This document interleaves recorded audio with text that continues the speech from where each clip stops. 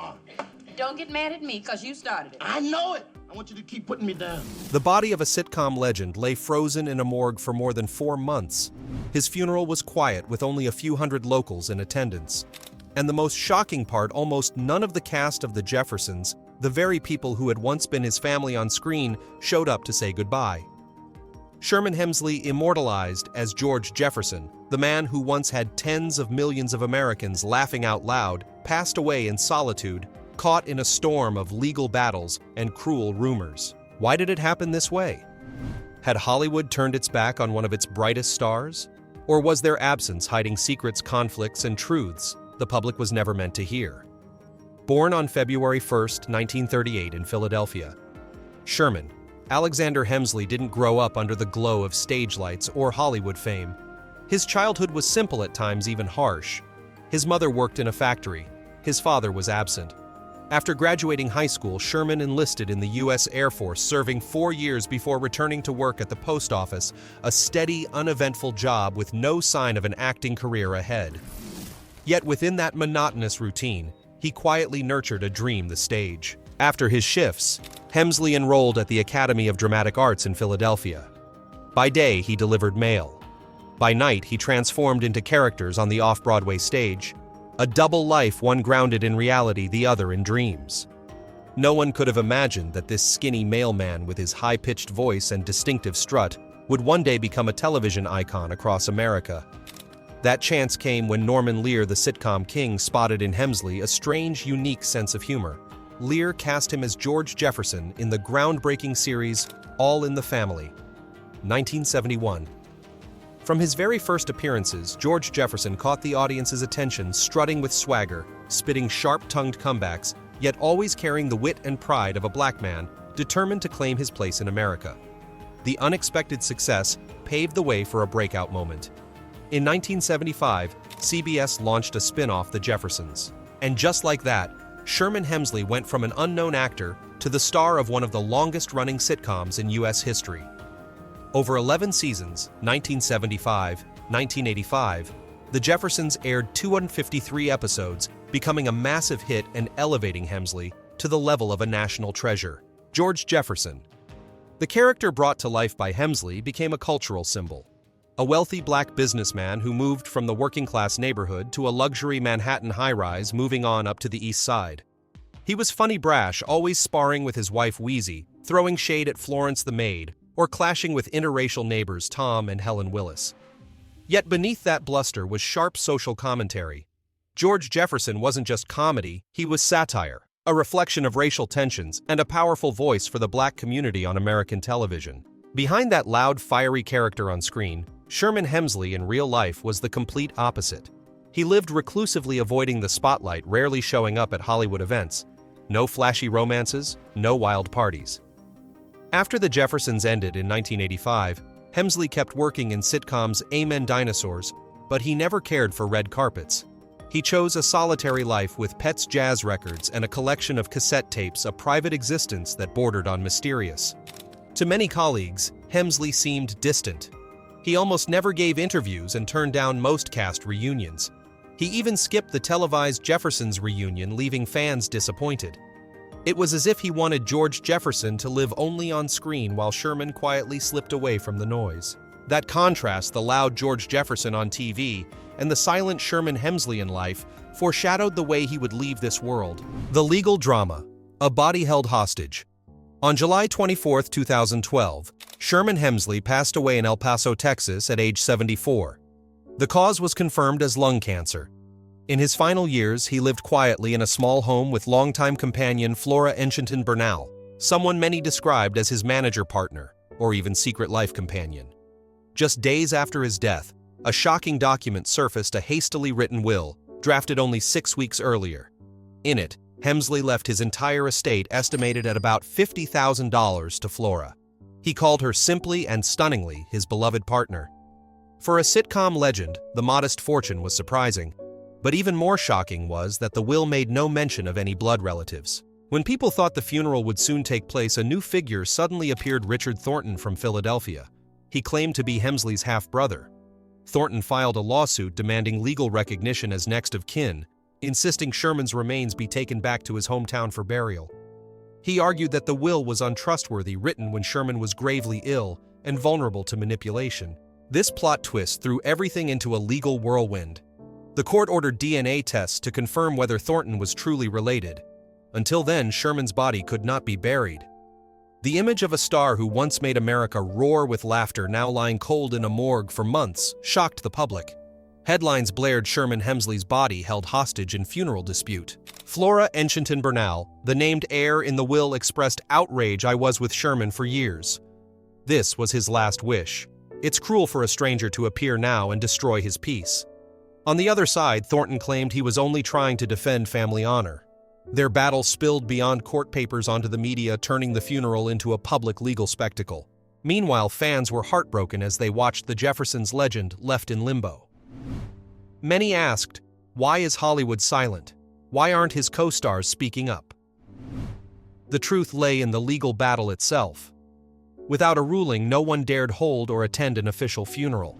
On November 9, 2012, after more than 3 months of tension, Judge Patricia Chu in El Paso ruled that the will was valid. Flora Enchinton Bernal was recognized as the rightful heir with authority over the burial. Thornton failed in his bid for control. Finally, on November 21, 2012, nearly 4 months after his death, Sherman was laid to rest with military honors at Fort Bliss National Cemetery. But the delay came at a heavy price. Many of his former co-stars, elderly and frail by then, couldn't wait or rearrange their schedules. The funeral was subdued with only about 150 attendees, mostly friends and neighbors in El Paso. No flashbulbs, no Hollywood stars, just a somber, closed-off farewell. And in that quiet setting, one haunting question echoed, where were the stars of the Jeffersons among them? The absence that sparked the loudest public outcry was Marla Gibbs, the woman once seen as Sherman Hemsley's closest on-screen partner. Marla Gibbs and the rumors of a boycott. If there was one face most closely tied to Sherman Hemsley on screen, it was Marla Gibbs, the actress who played Florence Johnston, the sharp-tongued, quick-witted maid in The Jeffersons. Florence and George Jefferson were the ultimate frenemies, the cocky boss and the sassy housekeeper. Every time they clashed, audiences roared with laughter. Some fans even said without Florence, George Jefferson would lose half his charm. That is why, when Sherman Hemsley's funeral came and Marla Gibbs was nowhere to be seen, rumors exploded. Tabloids splashed headlines like Marla Gibbs refused to attend Hemsley's funeral. On social media, whispers spread, was there hidden conflict? Was the sitcom family nothing but an illusion? But when you trace the facts, the truth is more complicated. Sherman's funeral wasn't held right after his death. It was delayed nearly 4 months because of the legal battle over his will. When he passed in July 2012, friends and colleagues had braced themselves to say goodbye. But with the will contested and his body locked in a morgue, the service didn't happen until November 21, 2012 in El Paso, a far-off city compared to Los Angeles where most of the cast lived. By that time, Marla Gibbs was already over 80 years old. Traveling long distances on short notice, especially with the funeral date announced so late, was a major challenge. That doesn't mean she refused. It simply means she couldn't. Just a year before Sherman died, Marla and he had reunited. In 2011, on Tyler Perry's House of Pain, they reprised George and Florence one last time, a tribute to their legacy. Later in an interview, Marla said with emotion, "I miss Sherman so much. We even talked about bringing the show back. No one could ever replace him." Those words alone should silence any talk of conflict or bad blood. So why did the boycott rumor stick? Because the public has always been fixated on the image of the sitcom family. When the cast doesn't show up at a funeral, people jump to conclusions about grudges. And the media always hungry for clicks, fans, the flames, because scandal always sells better than the boring truth. In this case, the truth was simple. Timing, location, and the legal mess made it impossible for Marla Gibbs to attend. But instead of accepting that the public clung to the more dramatic story, Marla Gibbs refused to say goodbye to her co-star. The tragedy is that Sherman Hemsley, a man who spent his life living privately and avoiding the spotlight, was pulled into a storm of gossip only after his death. And the absence of Marla Gibbs, his closest on-screen partner, was twisted into a symbol of betrayal that never really existed. The rumors surrounding Marla Gibbs fueled a bigger frenzy. Did the entire Jeffersons cast turn their backs on Sherman Hemsley? But when you look closely at the truth, the picture is far more tragic. It wasn't that they all refused. Half of the legendary cast simply weren't alive to be there. The names that could never appear. Isabel Sanford Weezy passed away in 2004. In the hearts of millions of American viewers, Sherman Hemsley and Isabel Sanford were an immortal couple of television. George Jefferson was hot-tempered and loud, while Louise Weezy Jefferson was gentle yet strong, always pulling her husband back down to earth whenever his ego ran too high. Together, they not only brought laughter, but also became the first black marriage to be portrayed in real depth on American television. But Isabel Sanford took her final breath in 2004 after complications from surgery at the age of 86. When Sherman Hemsley passed away, many fans naively asked, why wasn't Weezy there to say goodbye to George, as if they had forgotten she had been gone for nearly a decade? That question only made the grief cut deeper. Audiences kept living in the memory of an immortal Jefferson couple while reality had long since separated them. Sherman's funeral may have been without Isabel, but in the hearts of fans, the image of Weezy was quietly there like a companion spirit. Many believe that somewhere the Jeffersons have reunited, no more squabbles, only warm smiles. Roxy Roker as Helen Willis, a symbol of breaking color lines. If George and Weezy represented the rise of a black family, Helen and Tom Willis stood as a bold symbol of shattering social barriers. This interracial couple stunned American audiences in the 1970s, and the feminine heart of that love story was Roxy Roker, the real-life mother of singer Lenny Kravitz. Roxy passed away in 1995 from breast cancer at only 66. Her passing was a great loss, not just for the Jeffersons, but for American television itself. Through Roxy's nuanced performance, Helen Willis opened a new conversation about love marriage and racial equality. At Sherman's funeral, Roxy's absence pressed the tragedy even harder that pioneering sitcom family had lost a sister nearly 2 decades earlier. Helen Willis once proved that love could cross color lines. By 2012, audiences could only remember her through old footage. Franklin Cover as Tom Willis, a courageous man. If Helen represented the courage of a black woman, Tom Willis, her husband, was the rare white man who dared to love in defiance of prejudice. Franklin Cover brought that figure to life with ease, charm, and humor. On screen, he was often the punching bag for George Jefferson's barbs, yet that very calmness helped audiences see a genuine, unpreachy portrait of an interracial world. Franklin Cover died in 2006 at the age of 77. Tom had followed Helen 6 years later. The pioneering couple of television's interracial marriage now lived only in memory. Their absence at Sherman's funeral made the picture even more mournful. The neighbors who once broke social barriers were gone, leaving George Jefferson to step quietly into the realm of memory. Mike Evans as Lionel Jefferson, the son who is gone. Mike Evans, who played Lionel Jefferson in the early seasons, also died in 2006 from throat cancer at 57. Lionel was the bridge between the Jefferson parents and the younger generation, a character who softened George's temper while carrying fresh hopes. Beyond acting, Evans co-created the sitcom Good Times, proving his range. His death at such a young age left many fans heartbroken.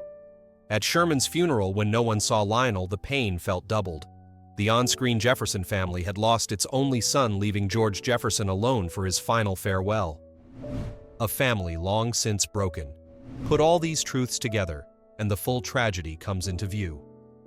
By 2012, when Sherman Hemsley died, half of the Jeffersons' main cast was no longer alive to see him off. Isabel Sanford, Roxy Roker, Franklin Cover, and Mike Evans' 4 pillars had each departed between 1995 and 2006. Yet audiences used to the immortal image of the Jefferson family still expected a reunion at the funeral. When that scene never came, they felt let down, even accusatory. Why didn't anyone show up? The truth was more bitter they couldn't come, because they had been gone for a very long time. Sherman's funeral was therefore not just a farewell to one actor. It was a mirror reflecting the loss of an entire era. The sitcom family that once brought laughter and social progress to America now exists only on tape. Their absence at Sherman's funeral was not betrayal. It was proof that time has mercilessly blurred even legends. When Sherman's coffin was lowered at Fort Bliss, fans did not only mourn George Jefferson. They felt as if the entire Jefferson family had moved on up, not to a luxury apartment on screen, but to another world where they could be reunited forever. Sherman Hemsley's funeral was already lonely for the lack of co-stars, and it felt heavier still under a veil of mystery, the private life he had never chosen to reveal. The private drama. Secrets never revealed. The rumor of the man in the shadows. From the days of the Jeffersons, whispers had already spread behind the scenes. Unlike the loud and fiery George Jefferson, Sherman Hemsley in real life was extremely private, avoiding the press and never exposing his personal life. He never appeared with a girlfriend, never announced a marriage, and unlike many stars was never caught in love scandals. That absolute silence fueled speculation. Was he hiding something? Co-star Damon Evans, the second actor to play Lionel Jefferson, once bluntly hinted Sherman had a boyfriend. "I met him right on set." That single line sliced open the veil of secrecy. The man many believed was Kenny Johnston, who lived with Sherman for years in El Paso. In entertainment circles, rumors of Sherman being gay were nothing new, but throughout his long career he never confirmed it. Not a single interview, not a single statement. He chose silence, letting the public only know George Jefferson on screen, never the real Sherman Hemsley. That silence made the mystery even more tantalizing, leaving fans to wonder, was George Jefferson, the image of the Black American family man, really a facade completely different from the real Sherman? Flora Enchinton, beloved partner, or keeper of the estate. When Sherman died, the drama flared even hotter with the will. He left his entire estate, about $50,000, to Flora Enchinton Bernal, the woman who had lived with him for years. What shocked people wasn't just the modest sum compared to a sitcom star's fame, but the two words Sherman used to describe Flora, beloved partner. The phrase ignited controversy. Who exactly was Flora to Sherman? Some articles called her his manager. Others described her as a close friend. But the will's language suggested something far deeper, a bond that sounded romantic. That in turn threw Kenny Johnston into deeper mystery. If he was the supposed true partner, why was Flora the legal heir? Was Flora only the legal companion on paper, while Sherman's true affections belonged to Kenny? Or was Flora the real soulmate with Kenny, just a side figure blown out of proportion? The mysterious triangle: Flora, Sherman, Kenny. After Sherman's death, the press dove in spinning stories of a bizarre love triangle. One theory suggested Flora and Sherman were simply lifelong friends living together so he could protect his privacy. Another claimed Flora and Kenny both lived with Sherman, forming a strange three-person family shielding him from Hollywood's glare. No one ever produced solid proof. But in death, the ambiguity only grew larger. The public was left to ask, who was Sherman really? The flamboyant man on screen, or a secretive figure with a private life no one dared to speak of? The will and the mystery clouding his personal life gave Sherman's funeral an unsettling tone. Not only was there a legal dispute with the so-called half-brother Richard Thornton, but there was also the swirl of gossip over whom Sherman truly loved. Many in the industry chose silence, skipping the funeral altogether to avoid being dragged into the controversy of who Sherman really belonged to. The result was a farewell that was not only delayed, but strikingly empty. The image of Sherman's coffin being lowered at Fort Bliss, surrounded only by local neighbors, cut like irony. A sitcom star who once made all of America laugh, now left this world quietly, his private life still a question mark. A secret taken to the grave. Sherman Hemsley lived privately all his life, and he left in the same silence. He never came out publicly about his sexuality or relationships. He never confirmed, never denied the rumors. Perhaps it was his choice to guard his private life from Hollywood's invasive glare. But for the public, that silence became an obsession. People were left not knowing who Sherman really was, and perhaps they never will. He carried that secret with him to the grave, leaving behind a story full of drama, a television legend, a funeral empty of co-stars, and a personal life forever hidden from view. The cast still alive, life beyond the spotlight of the Jeffersons. More than 3 decades after the Jeffersons came to an end, the legendary sitcom remains etched in the memory of audiences. But looking back at the cast, one realizes that most have passed on, leaving only a handful of faces still alive, carrying with them private lives and careers that went in very different directions. The most prominent among them is Marla Gibbs, who played Florence Johnston, the quick-witted maid who always went toe-to-toe with George Jefferson. On the show, Florence was the sharp-tongued comic relief. In real life, Marla Gibbs has become a living icon of black television. Now in her 90s, she is still healthy, still acting, and still able to make audiences laugh with her natural charm. In 2021, when she received her star on the Hollywood Walk of Fame, she moved millions with her half-joking, half-nervous words, "I might pass out," before nearly fainting for real from the excitement. Gibbs's net worth is currently estimated at around $4 million, not the fortune of a Hollywood superstar, but enough to grant her a comfortable and fulfilling life. Her personal life has been quiet, marked by a failed marriage and the raising of 3 children. What makes her remarkable is that even at such an advanced age, Gibbs has kept her youthful energy and continues to appear on screen, living proof that the light of the Jeffersons has never gone out. Another surviving face is Berlinda Tolbert, who played Jenny Willis, the daughter of Tom, and Helen Willis, the interracial couple at the heart of the show. Jenny was once a symbol of a new multiracial generation carrying the show's progressive message. Yet in real life, Berlinda Tolbert chose a path so quiet, it's as if she disappeared from Hollywood altogether. After the series ended, she took on only a few guest roles on shows like ER before walking away entirely. Her net worth is modest, estimated between $500,000 and $1 million. She has devoted her life to her marriage with journalist Bob Reed, whom she wed in 1979. Their union, lasting over 4 decades, has been free of scandal, a striking contrast to the chaos of show business. For many, it is surprising a woman once symbolic of multiracial representation on television now lives far from the spotlight. One must also mention Jay Hammer, who played Alan Willis, the eldest son of the Willis family. Alan appeared in only a handful of episodes before disappearing from the storyline, leaving little impact. Yet in real life, Jay Hammer built a much steadier career, particularly in soap operas, with a long-running role on Guiding Light. Though never a superstar, Hammer enjoyed stability with an estimated net worth of about $1.5 million. Like his colleagues, he chose a private life away from headlines. For fans, it is an ironic twist. A minor, almost forgotten character on The Jeffersons went on to enjoy a steadier, longer career than some of the show's bigger names. Taken together, the surviving cast members of The Jeffersons are few. Marla Gibbs still shines as the last bright torch of the sitcom's legacy. Berlinda Tolbert has retreated into quiet domestic life. Jay Hammer found his niche in the world of soap operas. Meanwhile, most of the central figures, Sherman Hemsley, Isabel Sanford, Roxy Roker, Franklin Cover, Mike Evans, have long since departed. The contrast paints a picture that is both touching and bittersweet. On screen, they once embodied a bustling family, always moving on up to a better life on Manhattan's East Side. In reality, time has mercilessly divided them, leaving only a few figures walking quietly forward while the rest remain in memory. What haunts the public most is the irony. The Jeffersons was once a symbol of unity, a model family that broke through social barriers. But in the present, that family has scattered, some resting in graves, others retreating from fame, with only a few left as living witnesses to a golden era. This truth made Sherman Hemsley's funeral all the more painful, not just because colleagues were absent due to distance or legal troubles, but because half of that family had already vanished from life itself.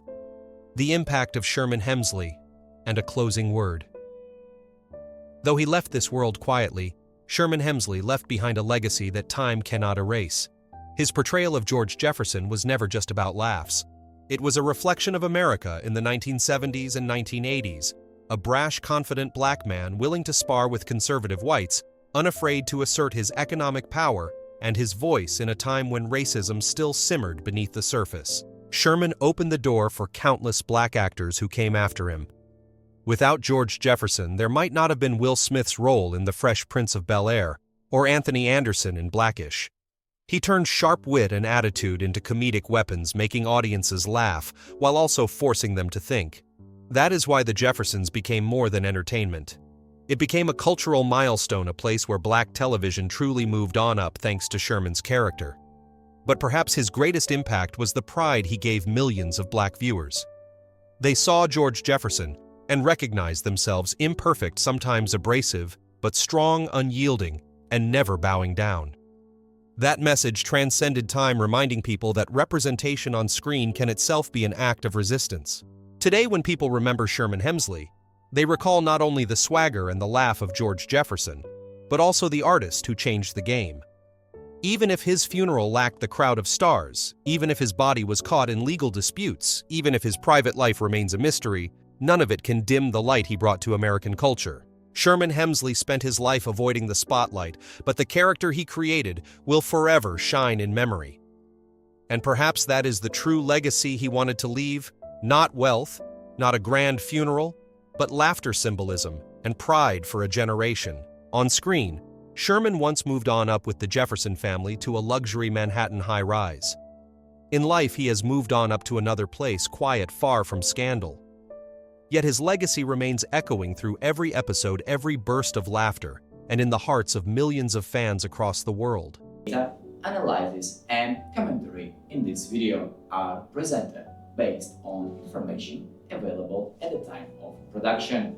The content is subject to change over time and should not be considered a definitive forecast. There is still so much more to explore: stories of resilience, legacy, and truth. Feel free to dive into some of our top recommended videos now appearing on your screen.